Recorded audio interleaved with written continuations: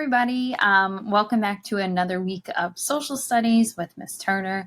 Last week we talked about the Industrial Revolution, and so I wanted to continue with that, but we talked about how it originated in England and how the Industrial Revolution basically changed the way that people worked. And so what I wanted to do was show you a presentation and talk you through talking about how we did talk about last week as well. We talked about how children became involved in the Industrial Revolution, how kids started to work.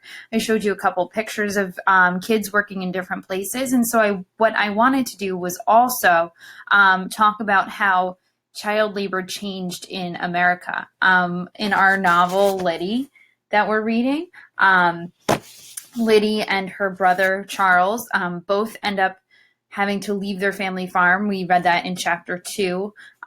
They both have to leave their family farm and they both have to get jobs. Their mom took their sisters away and they were living somewhere else in Vermont with their aunt. And so Liddy and Charles stayed behind on the farm. Mom sent them a letter and was like, okay, pack up your stuff. I got a job for you, Liddy. You're going to be a housemaid. Charles, you're going to work in the mill. And so that's kind of where we left off in the novel. So I wanted to give you some insight into what child labor looked like in America. All right, so first thing, child labor was a national disgrace during the Gilded Age. So in America, basically the Industrial Revolution was called the Gilded Age. The lucky kids swept the trash and filth from the city streets or stood for hours on street corners selling newspapers. If you guys have Disney Plus, there's a really great musical. I know a lot of you would probably never watch it, but there's a great musical called Newsies. You should check it out.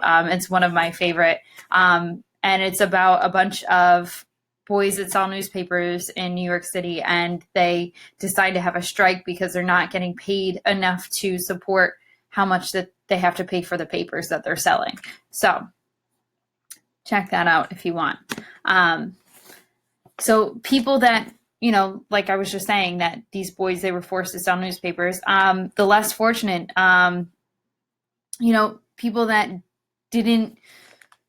couldn't afford to just have the adults in their family work, they had to have the children work as well. Those were the less fortunate people. A lot of people that, they worked different shifts in coal mines. So this is an example here. The less fortunate coughed constantly through 10-hour shifts in dark, damp coal mines or sweated to the point of dehydration while tending fiery glass factory furnaces. So people are working inside of factories. People are working in mines. Because they're the less fortunate, that means they're not as healthy as maybe your better off people in society during this time. So the people that could afford to only have one or two working adults and not have to make the kids work, they probably fared better during this time because they probably could afford better food and take care of their health. So this this is a whole big problem, just beside the fact that we've got kids working and people working in really terrible conditions. We've got issues with people not being able to not only support themselves, but care for themselves because of the conditions that they have to work in order to make money, in order to survive. So child laborers were the sons and daughters of poor parents, just like we said, or they were recent immigrants who depended on their children's wages to survive.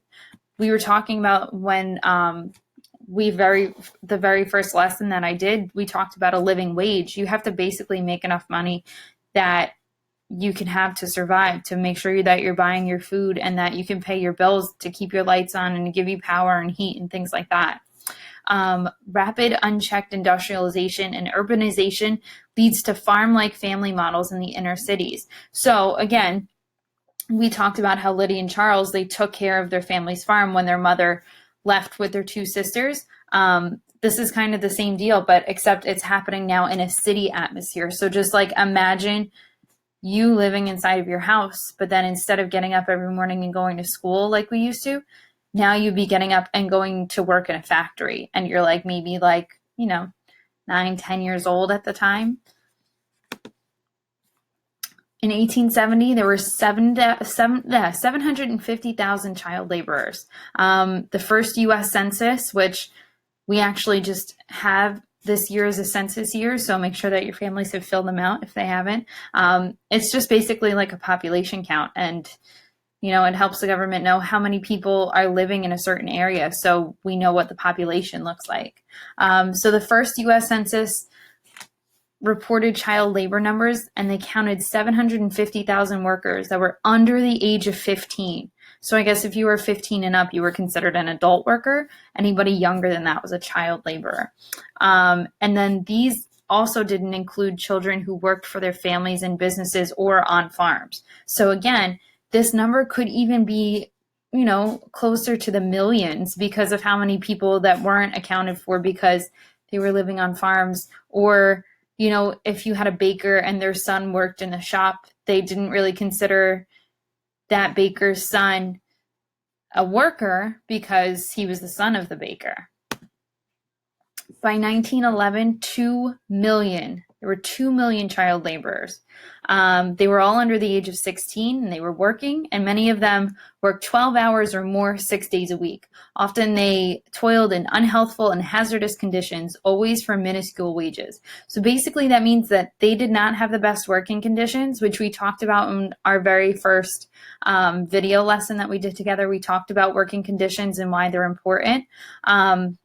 And so, in order to keep your workers healthy, you have to give them good working conditions. And in order to get them to come back to work, they have to like their jobs and feel safe. So if they don't feel safe, then they might not come back to their job. But a lot of these kids were working because their families needed the money, or they themselves needed the money.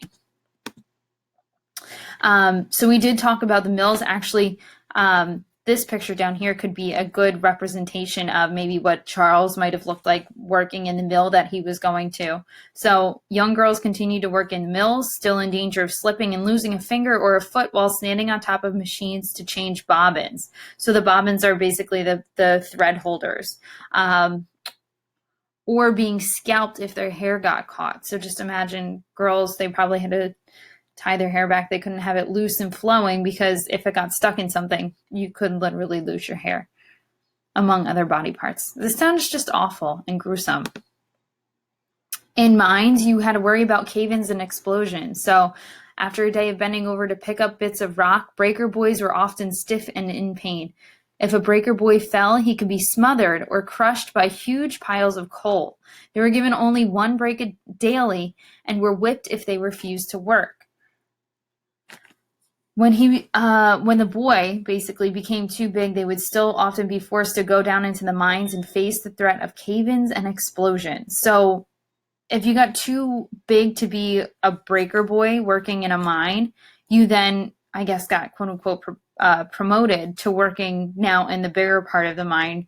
But still you face the same threat, going underground, something falling on you and crushing you to death. So again, these working conditions, they weren't safe, not even for adults. They weren't even safe for kids.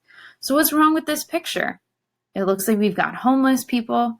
We've got kids down here. So on the right-hand side, we've got basically a family that looks homeless. A boy working in a mill, it looks like, or in a factory. He's not even wearing shoes. We have these two young boys here that are working somewhere as well. It looks like they might be, bundling up hay or something. They're not wearing shoes, it looks like. So we can just see that these conditions were really not the best, and they didn't serve the kids properly. And they probably didn't even serve the adults properly either. So here's some quotes about what it was like to work in the quote unquote good old days.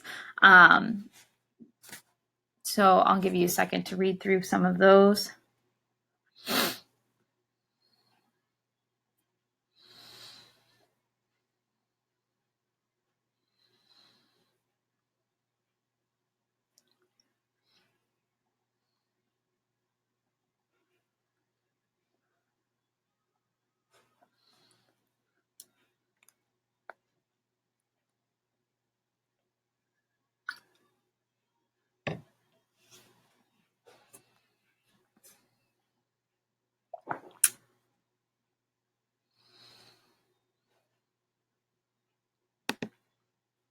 Okay, so basically, these conditions were not great.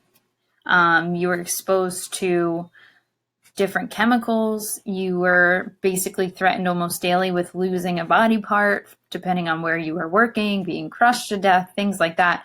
You worked really long hours and you didn't get paid a lot.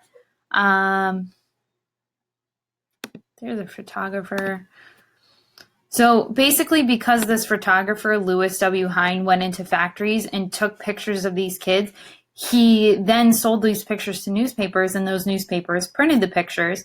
And what he wanted to do was just let people know about what was happening in these factories, because people, they kind of knew what was going on, but a lot of people kind of just brushed it under the rug and made it not a big deal or a big issue because of the fact that they were also kind of all living in the same conditions and working in the same conditions. So it was just one of those understood rules that, yeah, we know it happens, but can we really do anything to make effective change? Probably not.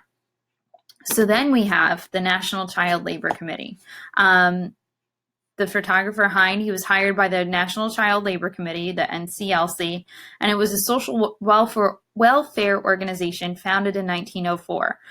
So what he did then was he went through and took even more pictures of these kids working, showing people the working conditions, where they worked in the fields, factories, textile mills, sweatshops, coal mines, canneries, and even on the city streets.